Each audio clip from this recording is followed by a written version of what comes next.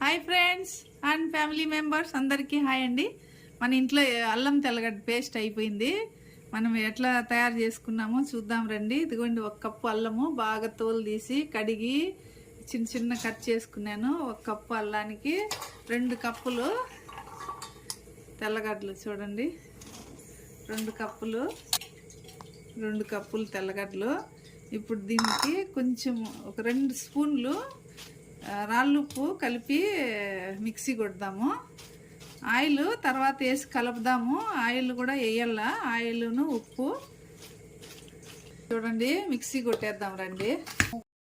రాళ్ళుప్పు వేసేసి మిక్సీ పడదాము. ఇప్పుడు రెండు సార్లుగా 2 స్పూన్లు ఉప్పు వేద్దాము. ఆయిల్ మళ్ళీ వేద్దాము.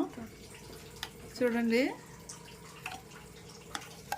మిక్సీ వాటర్ ఏమి వేయకూడదండి, ఉప్పు వేసి మిక్సీ పట్టినాను. అంతా కూడా ఇట్లే మిక్సీ పట్టేసి చూపిస్తాను ఉండండి. చూడండి ఫ్రెండ్స్, బాగా మెదిగిపోయింది.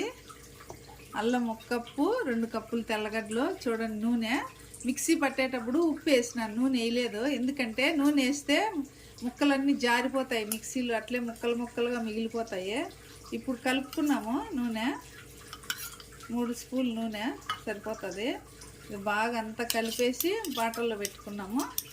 అంతా బాగా మిక్స్ చేసుకున్నాము. చూడండి, నూనె ఎంత బాగా మిక్స్ చేసేసాను. ఇప్పుడు బాటిల్లో వేసి ఫ్రిడ్జ్లో పెట్టుకున్నాము. నాకైతే ఇది 2 మంత్స్ వరకు వస్తుంది. ఏం కాదు, చాలా బాగుంటుంది.